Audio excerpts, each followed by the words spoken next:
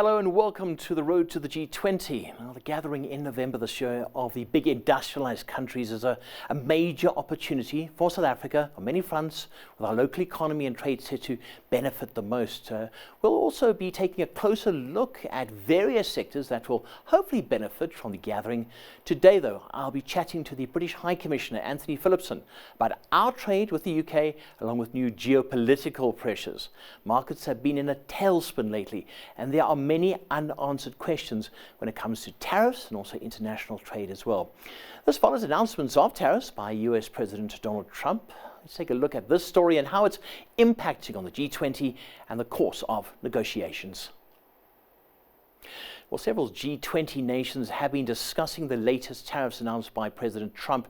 These include a 25% tariff increase on cars being brought into the US. While Trump argues that he is protecting US automakers, many Americans are worried that car prices in their country will go up as many nations increase their own prices when importing vehicles to counter the tariffs. Meanwhile, world share markets have continued to seesaw in G20 nations, and gold has surged to another record. Gold is a safe haven, you see, and investors turn to the yellow metal in times of conflict.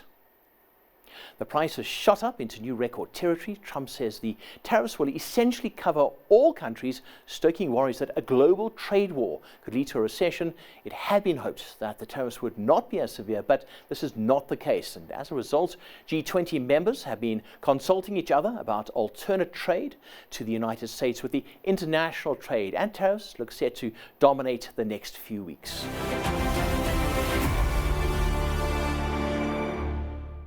Well, joining us to discuss this is British High Commissioner to South Africa, Antony Phillipson.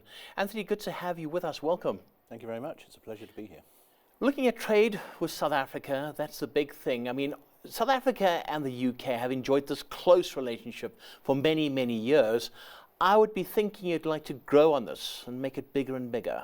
Absolutely. I mean, I think there's 2 points by way of sort of setting the context for that. First of all, South Africa is our biggest trading partner in Africa. It's responsible for a quarter of our trading partnerships in Africa in total, and half of UK investment in Africa is here in South Africa, over 500 billion rand.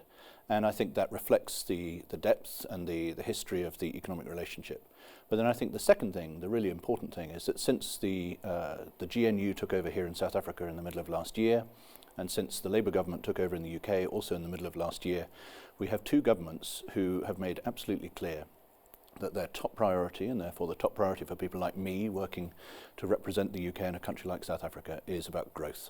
It's about creating the conditions for inclusive economic growth in both of our economies, enhancing the trade and investment relationship in both directions between the UK and South Africa, and indeed the UK and South Africa working together in global fora like the G20, but also places like the WTO, to create the conditions for global growth, because that's going to help both of us. So where do you concentrate that growth? I'm talking about which areas. I'm thinking about automobiles at the moment. Steel, you know why I'm asking you this, because we've got Donald Trump with his tariffs.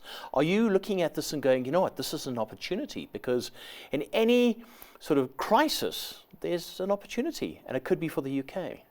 I think what we're looking at is what's going to be the consequence of decisions taken actually almost anywhere within the global economy, what that means for us as within our economies and then our bilateral partnerships. With the UK and South Africa, I mean, automotives actually is an interesting part of it, but the bigger pieces are financial services, telecoms, pharmaceuticals, mining, of course, but also looking to ensure that our mining companies here, the likes of Anglo America, employ 40,000 people, Rio Tinto, they can keep investing, keep creating more jobs in South Africa, but also then building the partnerships in crucial sectors like critical minerals that are going to be so important for all of us. So yes, there's an important global moment coming tomorrow, and we will all look to understand the consequences of that. But I think actually it's about keeping focused on building those growth partnerships between our two countries going forward. Now, talking about that global moment, you're talking about tariffs, and you're talking about reciprocal tariffs, because Donald Trump has said he's going to now see what's come his way and he's going to respond. Where does this leave the UK? South Africa, let's put them to one side, but where does this leave the UK in your trade? Because you're a major part of the global economy. We're a major part of the global economy, and the US is our most important economic partner. So yes, this is going to be something that we will need to think through very carefully. I think the Prime Minister has been very clear that we're not going to rush into any decisions. We will assess what happens and then we will take it from there. As again, you'll have seen, it's not of course my responsibility, but you'll have seen the reports, I'm sure, that we're looking to negotiate a new economic arrangement with America, focused on tech, focused on digital trade, and focused again on developing that crucial economic partnership between the UK and the US. Do you find that perhaps President Donald Trump is just coming in high? He's coming in high, he's negotiating his best fight, but perhaps at some point he's going to back down and find a middle area somewhere? I think I'll let President Trump speak for himself. The relationship between back to South Africa and the UK as well. If you look at the top 5 traders with South Africa, you're in the top 5, but you're not at number 1 and number 2. How are you going to move up the ladder? Because like I said, this is a great opportunity. So I think I go back to something I said, but maybe to unpack a little bit. I think it's about understanding the future growth potential within both of our economies, understanding where there are going to be opportunities for more South African investment in the UK. Again, people tend to focus on the investment coming here, but the likes of Nando's, they support 19,000 jobs in the UK, the likes of the Foschini Group. These are major investors in the UK. And when the Chancellor was here, my Finance Minister was here for the Finance Ministers G20 meeting back in late February down in Cape Town, a big focus for her, as well as the G20 programme, was how can we tell the story about the UK as an investment destination for South Africa. And she wrote a piece in the press setting out her growth ambitions. And as I said, for both of these governments, the imperative of creating opportunities, creating conditions for growth, and then creating, realising those opportunities and turning them into jobs, turning them into investment and growth within economies is just absolutely imperative for both of us. Yeah, we got the G20, of course, coming up in November. What would you like to see happen? What are your goals for that G20? It might be the G19. We'll have to wait and see what happens with the US. But what would you like to see as the end game, so to speak? Well, actually, I'm not going to wait until November. We're already into it. South Africa took over the G20 presidency on the 1st of December last year. We've already, as I've mentioned, the finance ministers meeting. We also had the foreign ministers meeting here in Johannesburg just the week before that. David Lammy, the foreign secretary, came here. He also wrote a piece in the press expressing why he was so pleased to be in Africa for a G20. I think that in and of itself is such a significant moment, the G20 coming to Africa and South Africa hosting it.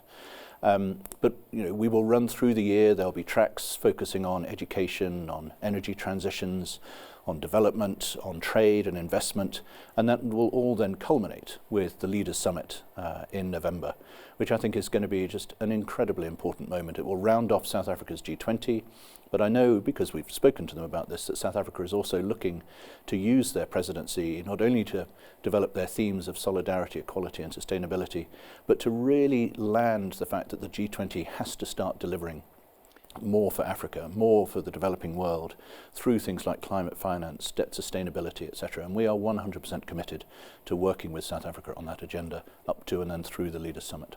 And of course, we've got NHI coming as well. We've got a major health crisis on the African continent. In South Africa, health services are not up to what they should be. This could be a great golden moment for the UK to step in to say, we can help you. We can help you build your health services.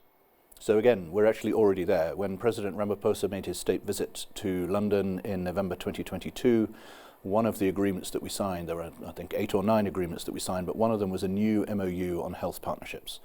And we are using that. It's a £5 million programme that we are using, really focused on strengthening health systems. That includes helping South Africa understand what it means to implement universal health coverage. And we're working with them. We're bringing in experts from the NHS as well as from our private sector and our public sector to work with them on that.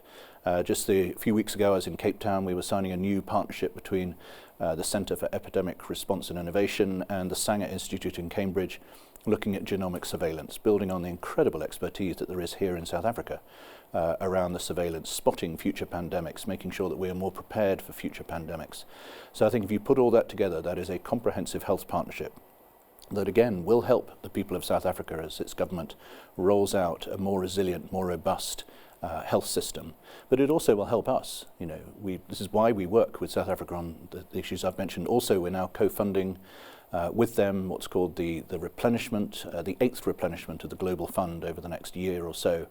David Lammy was part of a launch event here in Johannesburg, and we're doing that because the world still has challenges around AIDS, TB and malaria. And if South Africa isn't able to deal with them, if the developing world is not able to deal with them, these will be a big issue for the developed world as well. We have to do this together. High Commissioner, you're getting stuck in. You are getting so involved. You spent the last few minutes telling us about what the UK is doing. Do you feel that the US is missing a beat here, that they are missing an opportunity here? Because I know you can't speak for them, but you do have an opinion. So again, I don't speak for them, and I won't speak for them. South Africa will manage its own relationship with the US. We are very, very focused on working with South Africa on the priorities that matter to us. Some I've mentioned. I could talk more about others, like the Just Energy Transition Partnership that we are working on with them, with France, Germany, the EU, Denmark and the Netherlands. The US has stepped away from that, but the International Partners Group, as we call ourselves, we had a very good meeting with Minister Ramakopa last week. We also had a very good meeting with Minister Hlabisa on Friday. Just we, the UK, signing a new MOU that includes working with them through the municipalities on delivering that just energy transition. Transport, infrastructure, science and innovation, even on things like culture. One thing I'm very excited about in the G20 is the culture track, and how we can really sort of build the people-to-people links between our countries through arts, culture, media and sport. And of course, growing your own growth, your GDP for your country, for South Africa, it could be interlinked, it could be hand in hand, to put it that way. It has to be. You can't trade on your own. It's like you can't clap with one hand. You need partners. And I came up with a little phrase the other day, I might rotate it on you, but I think this is about growth for both. And it's about growth in the global economy and what we can do to deliver it together. Yeah. And your US counterpart, he will be coming to South Africa if he's approved by Congress, Leo Brazil III. I suppose one of the first things he'll do when he touches down is give you a call. And you will be helping him, because that's what you do.